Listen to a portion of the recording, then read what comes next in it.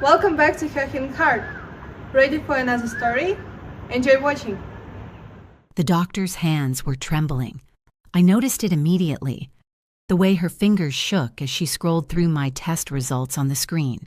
She looked at me, then back at the screen, then at me again.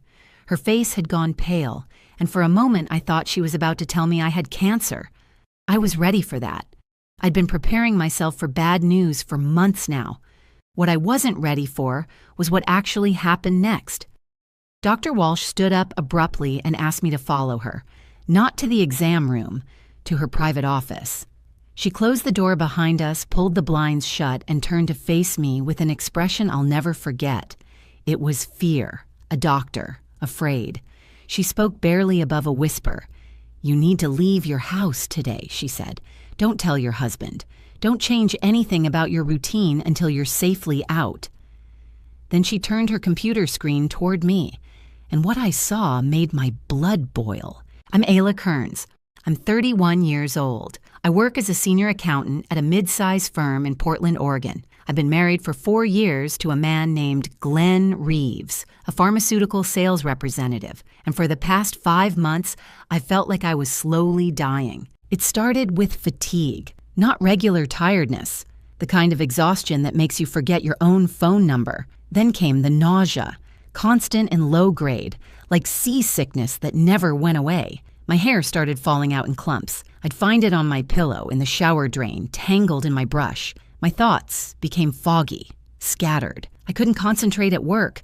I couldn't remember conversations from the day before. I was 31 years old and felt like I was 90. I went to 3 different doctors over those 5 months. Each one told me something different. Stress, anemia, hormonal imbalance. One suggested I was working too hard. Another hinted at anxiety. They ran tests, found nothing conclusive, and sent me home with vitamins and suggestions to rest more. I blamed turning 30. Apparently, 30 doesn't include arsenic poisoning in the welcome package. That's more of a "your husband is a psychopath" bonus feature. Glenn took me to every single appointment. He sat in waiting rooms holding my hand, asked doctors detailed questions, took notes on his phone about my symptoms. Everyone thought he was wonderful. The nurses loved him. One receptionist told me I was lucky to have such a devoted husband. I believed her. I believed all of it. But now I was sitting in Dr. Walsh's office, staring at a screen showing my bloodwork results, and everything I believed was crumbling. Arsenic. Elevated levels of arsenic in my blood. Not enough to kill me quickly. That was the horrifying part. The levels were consistent with chronic, low-dose exposure over several months. Someone wasn't trying to murder me in one dramatic act. Someone was killing me slowly, carefully, methodically, making it look like a mysterious illness that doctors couldn't explain. Dr. Walsh asked me questions in that same hushed voice. Who prepares your food at home?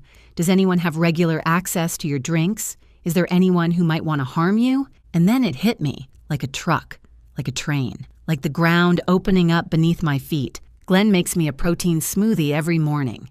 He started 5 months ago. Exactly when my symptoms began. He said he was worried about my nutrition, that I wasn't eating enough, that the smoothie would give me energy. It tasted awful, like someone blended lawn clippings with good intentions. I thought that was just what health food tastes like. I drank it every single day because my husband made it with love. Except it wasn't love. It was arsenic. Dr. Walsh explained what she suspected. Glenn is a pharmaceutical sales representative. He understands chemistry, dosages, how the human body processes different substances. He wouldn't need to Google how to poison someone. He already knew. The doses in my system were carefully calculated, enough to make me chronically ill, not enough to raise immediate red flags. He wanted my death to look natural, a tragic young wife who wasted away from an unknown disease, a heartbroken husband left behind. I thought about all those doctor's appointments, Glenn sitting next to me, holding my hand, performing concern for every nurse and physician who watched. He wasn't supporting me through illness. He was creating an alibi, establishing himself as the devoted husband who tried everything to save his wife. Dr. Walsh gave me clear instructions. Don't change your behavior. Don't let him know you suspect anything. Don't suddenly stop drinking the smoothies. He'll notice. Contact the police immediately. She gave me her personal email address because she was afraid Glenn might monitor our shared accounts. I walked out of that clinic on legs that didn't feel like my own. My phone buzzed in my purse, a text from Glenn. "How did the appointment go, honey? I made your favorite dinner, lasagna. Can't wait to see you." I stared at those words for a full minute. This man I'd married 4 years ago. This man I'd built a life with, shared a bed with, trusted with everything. He was waiting at home for me right now, with dinner, with a smile, with another smoothie ready for tomorrow morning. I had to go home. I had to sit across from him at the table and eat his lasagna. I had to kiss him goodnight and let him hold me. I had to pretend that everything was normal while my husband was slowly, deliberately, patiently ending my life. I texted back, "On my way. Can't wait to see you too." Then I got in my car and screamed until my throat was raw. Before we continue, please hit subscribe and tell me in the comments where you're watching from and what time it is there. I read every single comment, and I appreciate you more than you know. I walked through my front door that evening with a smile on my face and murder in my heart. Not his murder, my survival. But I had to play the role of my life. Glenn was in the kitchen when I came in, stirring something on the stove. He turned and smiled at me. That warm, caring smile I'd fallen in love with years ago. He asked about my appointment, his voice full of gentle concern. I told him the doctor found mild anemia. Nothing serious, just needed some new supplements. He nodded thoughtfully and said he'd research the best brands for me. Always taking care of me, always so devoted. I wanted to throw up. Instead, I thanked him and went to change clothes. The smoothie problem was my first challenge. I couldn't just stop drinking them. Glenn prepared them every morning and watched me take the first few sips before he left for work. If I suddenly refused, he'd know something had changed. So I came up with a story. I told him my new medication couldn't be taken with protein, that I needed to wait at least 2 hours after eating. He bought it completely. Now he leaves the smoothie in the fridge for me to drink later, and when he goes to work, most of it goes down the drain. I keep drinking small amounts, though, just enough that my symptoms improve slowly rather than suddenly. I tell Glenn the new supplements are helping a little. He seems pleased with my progress, which is terrifying when you think about it. He planned for slow deterioration, so slow improvement doesn't alarm him. He's patient. He thinks he has time. Meanwhile, I've become an actress in my own home. I use minimal makeup to look pale and tired. I complain about fatigue even when I feel stronger. I take naps when Glenn is home, lying awake in bed pretending to sleep while my mind races through everything I need to do. He brings me tea and fluffs my pillows and tells me to rest. The man deserves an Oscar or a prison cell. He was about to get one of those. As the days passed, I started to piece together how long this had been planned. I'd given Glenn control of our finances about 2 years ago. He suggested it so gently. "I worked such long hours," he said. "I deserve to come home and relax, not worry about bills and bank statements. Let him handle it." I thought it was love. It was control. My friendships had faded too, and I was only now realizing why. Glenn never forbade me from seeing anyone. He just sighed heavily whenever I mentioned plans with my best friend Nina. "She's so negative," he'd say. "I just want you surrounded by people who lift you up." He did this every time until I stopped making plans altogether. Death by 1,000 sighs. Very effective. Zero evidence. One evening, while Glenn was at work, I went through our home office files. As an accountant, I know where to look and what to look for. It took me 20 minutes to find what I'd missed for 2 years. A life insurance policy on me worth $750,000. Glenn was the sole beneficiary. The policy was taken out 10 months ago, 4 months before the poisoning even started. This wasn't a crime of passion. This wasn't a man who snapped one day. This was a calculated plan developed over nearly a year. My hands shook so badly I could barely hold the folder. I kept digging. I found transfers to a separate bank account I didn't know existed. $40,000 over 8 months, hidden under categories like professional development and business expenses. An average person would never find this. But I've audited companies that tried harder to hide money. I once found $2 million disguised as office supplies. Glenn's little scheme was like an elephant hiding behind a lamppost. Then I decided to follow him. He told me he was meeting a client for dinner one evening. Something in his voice sounded wrong, a slight eagerness he couldn't quite hide. I waited 10 minutes after he left, then got in my car and followed his route downtown. He went to a restaurant I'd never been to. Through the window, I watched him meet a woman. She was younger than me, maybe late 20s, with dark hair and expensive jewelry I'd never seen Glenn buy. They were clearly intimate. She touched his arm constantly. He leaned close to whisper things that made her smile. This wasn't a client meeting, but something struck me as strange. The woman, I'd later learn her name was Simone Halford, didn't look happy. Even when she smiled, there was tension in her shoulders. She kept checking her phone, distracted, anxious.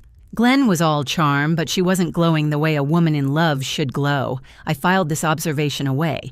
It didn't fit the picture yet, but it felt important. I also noticed something else in those weeks. Glenn's mother, Renata, had been unusually present lately.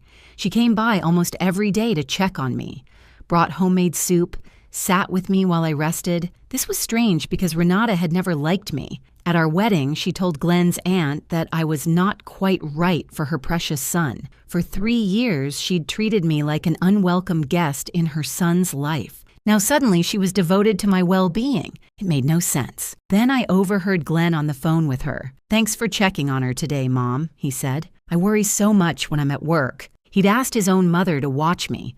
Renata thought she was helping her worried son care for his sick wife. She didn't know she was part of a surveillance system. Glenn was using everyone, manipulating his own mother's guilt about her past coldness toward me. Now that I was dying, Renata wanted to make things right, and Glenn was exploiting that completely. I had pieces of a puzzle now. A husband poisoning me for insurance money, a secret bank account, a mysterious woman who didn't look happy, and a mother-in-law unknowingly recruited as a spy. But something still didn't fit. Why was Simone so tense? And what else was Glenn hiding? "There's something I'm not seeing yet," I told myself. "Something bigger." I was right. I contacted Detective Maria Reyes through Dr. Walsh's referral. She specialized in domestic crimes and had seen cases like mine before. We met at a coffee shop on the other side of the city, far from anywhere Glenn might see us. Detective Reyes was direct and professional.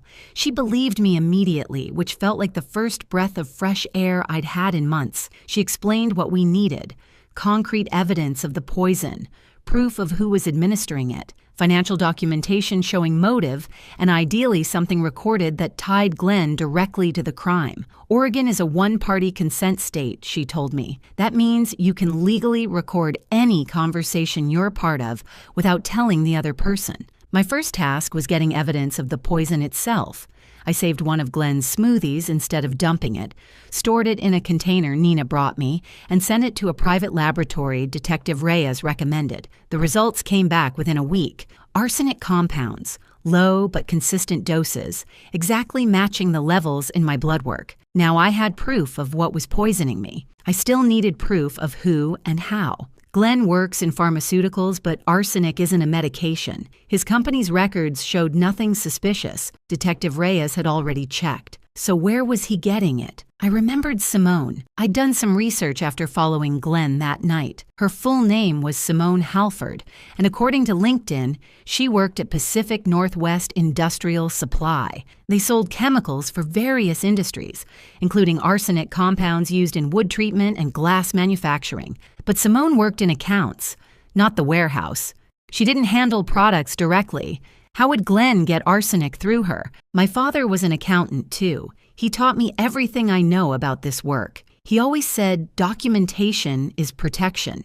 Keep records of everything. I thought he was paranoid when I was younger. Turns out he was preparing me to survive my own husband. I made a decision that Detective Reyes advised against. I needed to talk to Simone directly. I found her at a cafe during her lunch break, sitting alone at a corner table. When I approached, her face hardened immediately. She knew who I was. Glenn must have shown her photos, probably warning her about his unstable wife. "You're the wife," she said coldly. "I have nothing to say to you." I sat down anyway. I showed her the laboratory results proving arsenic in my blood. She scoffed. "Glenn said you'd try to turn me against him," she said, "that you're manipulative, unstable." I showed her the life insurance policy, $750,000 on my life. Glenn as sole beneficiary. She hesitated for just a moment, then recovered. He's just being responsible, planning for the future. He loves you. He talks about how worried he is all the time. She'd been coached. Glenn had prepared her for exactly this scenario, told her I might approach her with lies. I had to find another way in. So I asked her one simple question. Did Glenn ask you to get life insurance too? Her face went pale. How did you know that? Let me guess, I said. About $500,000. He told you it was for your future together, for when you're finally a real couple. He made it sound romantic, a commitment to your shared life. She didn't answer. She didn't have to. Her silence confirmed everything. I leaned forward. Simone, I'm not the bitter wife trying to hold on to a bad marriage. I'm Glenn's current victim, and you're his next one. That's when everything changed. Simone told me her story. She met Glenn 14 months ago at a professional conference. He was charming, attentive, everything a woman could want. He told her his marriage was a mistake, that I was cold and distant, that he was trapped. He was waiting for the right time to leave. She believed him because she wanted to believe him. 8 months ago, Glenn convinced her to get life insurance. $500,000. He said it was for their future, so they'd be protected when they were finally together openly. She thought it was romantic. She was 28 years old and in love with a man who whispered promises about the life they'd build. She signed the papers gladly. Around the same time, Glenn asked for a small favor. He needed to order some specialty products for work, and his company's supplier was expensive. Simone's company had better prices. Could she give him access to her ordering account, just to save some money? She gave him her login credentials without hesitation. She never checked what he actually ordered. She never saw any products delivered. I watched her face as the truth clicked into place. Glenn used her account to order the arsenic that's been poisoning me. If investigators traced the purchase, it would lead to Simone, not to him. She was his scapegoat. And once I was dead, and he'd collected the $750,000, she would be next. Another tragic loss. Another insurance payout. A grieving man who just couldn't catch a break. 2 women. 2 policies. $1.25 million total. Simone started shaking. I thought he loved me, she whispered. I gave up everything for him. I've been waiting for over a year. I know, I said. That's what he does. He makes you feel special while he plans your funeral. She looked at me then, really looked at me, and the hostility was gone. We were 2 women who'd fallen for the same lie, told by the same man, and we were both supposed to end up dead. What do we do? She asked. That's when my old friend Nina came back into my life. She'd sensed something was wrong and couldn't stay away any longer. She reached out the same week I met with Simone, and when I told her everything, she wasn't surprised. I always thought Glenn smiled like someone who practiced in the mirror, Nina said. Too perfect, like a shark in a polo shirt. I asked her why she never told me before. She said telling someone in love that their partner is creepy is like telling a cat not to knock things off tables. They have to figure it out themselves. Fair point. Simone agreed to cooperate with Detective Reyes.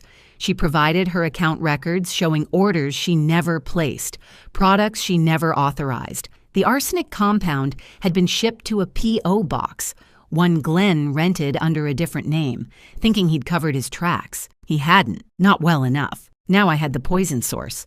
I had financial motive documented down to the penny. I had 2 women willing to testify. But Detective Reyes wanted one more thing to make the case airtight. Glenn himself saying something, anything, that tied it all together. And I knew exactly how to get it. I just had to get closer to the man who was trying to kill me. Detective Reyes coordinated the next phase of our operation with precision. Simone provided her company's account records, and there it was, an order for arsenic trioxide placed 6 months ago. The delivery address was a P.O. box across town, rented under the name Gerald Richards, a fake name, but security cameras at the postal facility told a different story. Detective Reyes obtained footage showing Glenn picking up packages from that exact box on 3 separate occasions. His face was clear as day. He thought he'd been so careful. He wasn't careful enough. Simone became our inside source. She continued seeing Glenn as if nothing had changed,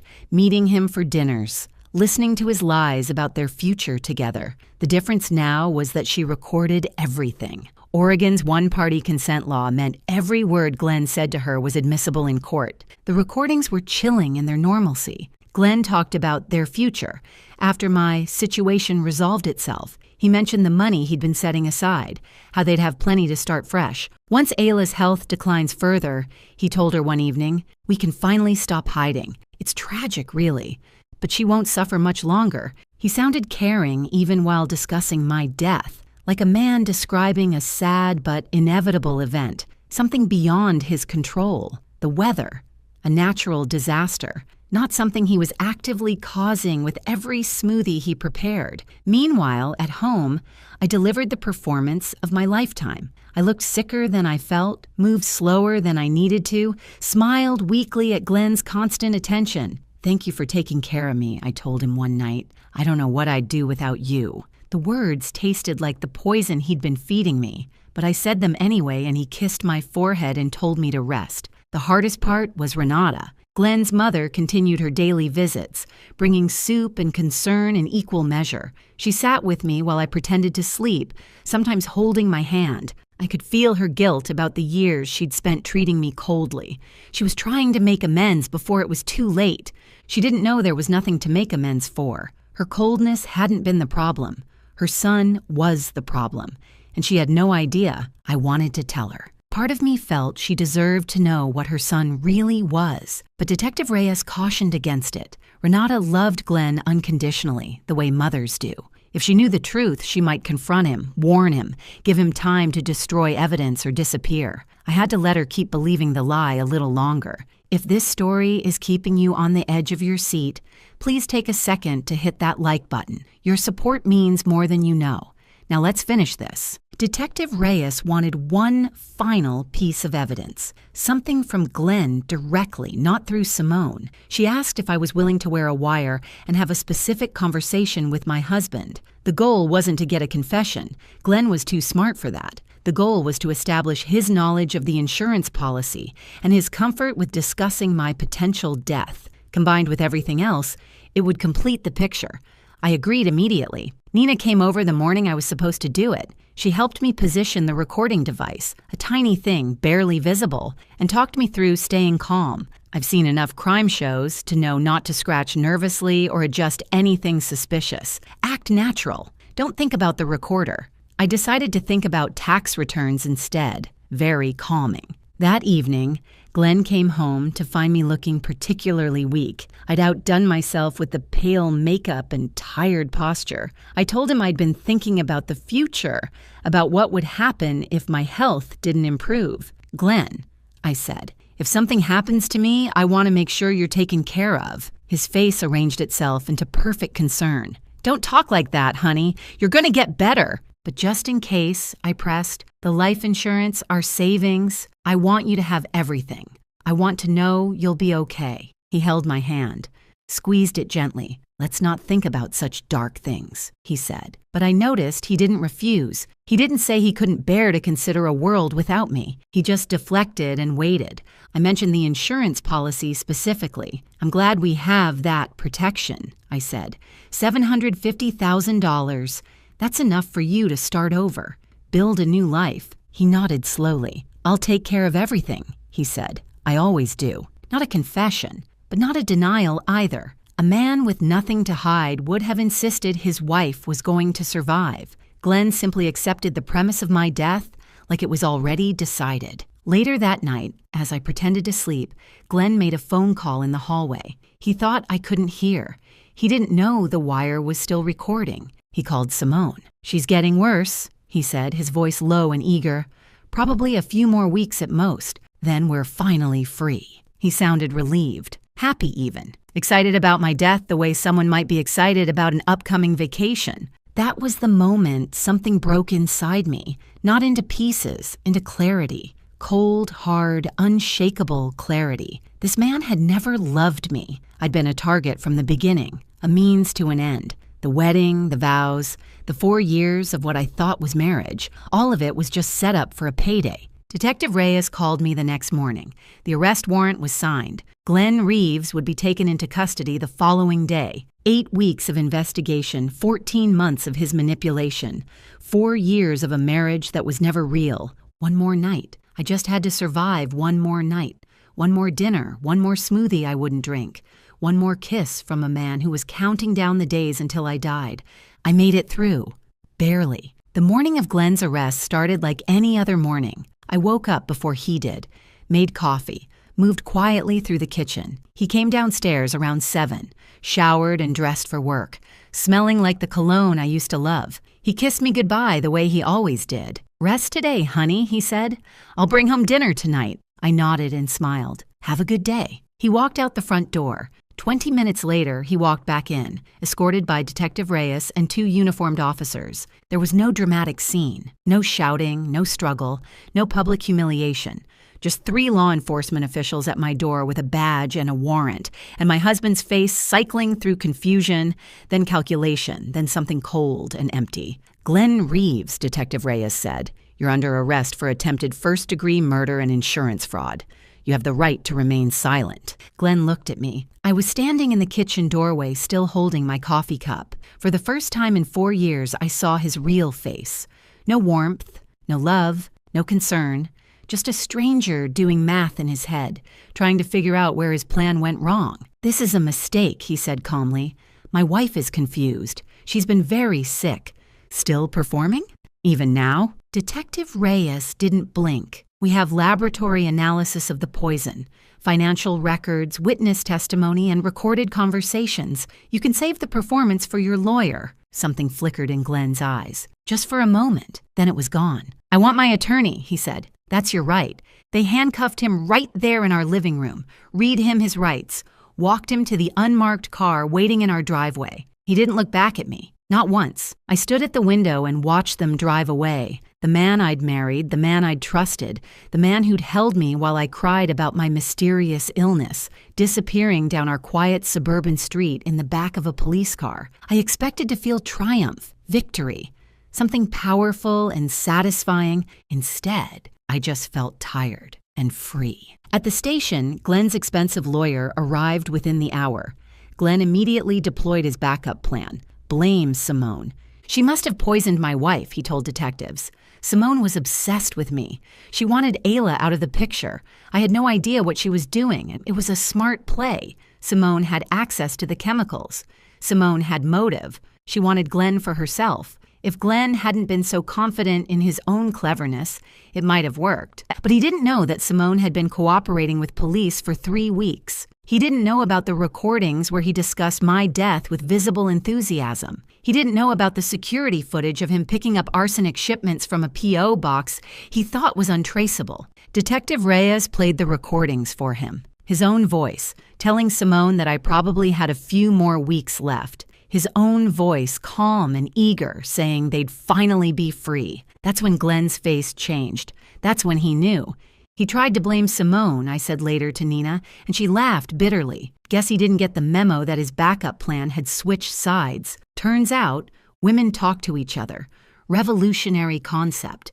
The evidence was overwhelming. Arsenic in the smoothies, confirmed by laboratory analysis.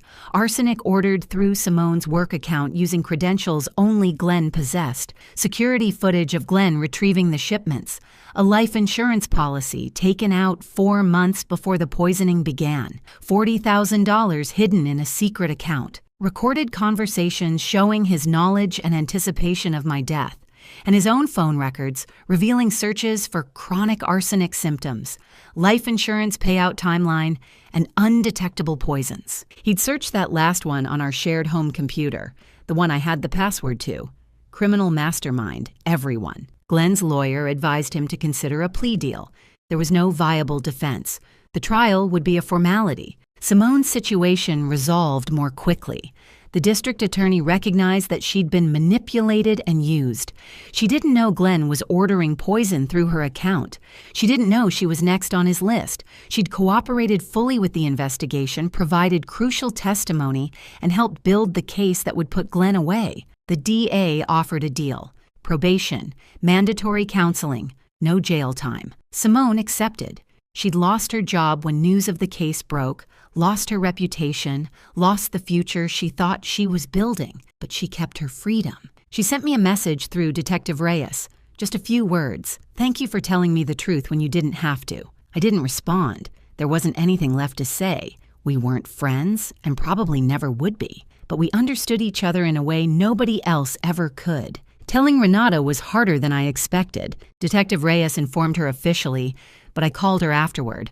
I'm not sure why. Maybe I felt I owed her that much. Maybe I needed her to hear it from me. She didn't believe it at first. Kept saying there must be a mistake. Glenn would never. This couldn't be real. Then she went quiet. Then she cried. "I was in your house," she said through tears. "I watched you suffer. I brought you soup while you were being poisoned by my own son." I didn't know what to say to that. Neither did she. Renata wasn't charged with anything. She genuinely hadn't known. She was just another person Glenn had used. Her maternal love, her guilt, her desire to be a better mother-in-law. All of it weaponized against me without her knowledge. We're both women who loved a man who never existed, I told her. She hung up. I haven't heard from her since. I don't blame her. Glenn refused a plea deal initially. His ego wouldn't let him admit defeat. But after his lawyer reviewed the complete evidence file, reality set in. There was no winning this case. There was only limiting the damage. The trial lasted 3 weeks. I testified for 2 days, walking the jury through 5 months of poisoning, 4 years of manipulation, and the moment a doctor's trembling hands changed everything. I looked at Glenn across the courtroom, really looked at him, searching for any trace of the man I'd married. He wasn't there. Maybe he never had been. The jury deliberated for 4 hours. When they returned, Glenn's face was a mask. No fear, no remorse, no emotion at all. Guilty of attempted first-degree murder, guilty of insurance fraud, guilty of domestic abuse. The judge sentenced him to 15 years in state prison. He'd be eligible for parole after 10 years, which means he'd be 46 at the earliest when he faced a parole board. His pharmaceutical license was revoked permanently. All his assets were frozen pending my civil suit. The man who planned everything down to the milligram hadn't planned for this. Simone completed her probation and moved to California. She sent me one final message before she left.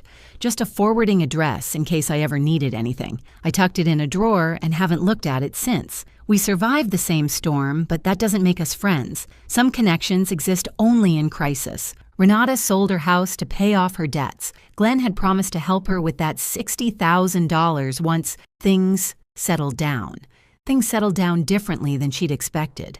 Last I heard, she moved in with her sister in Arizona. She never wrote to me. I never wrote to her. Some silences say everything that needs to be said. My recovery took about 3 months. The arsenic cleared from my system, my hair grew back thick and healthy, and the brain fog lifted like morning mist burning off a lake. I remembered who I was before Glenn, before the manipulation, before the isolation, before I became a woman who asked permission to see her own friends. I filed for divorce while Glenn awaited trial.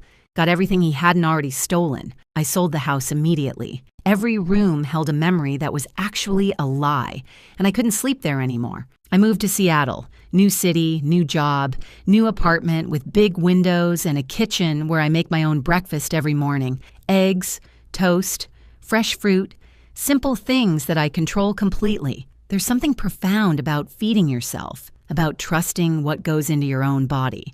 I'll never take that for granted again. Nina and I have dinner every Thursday now.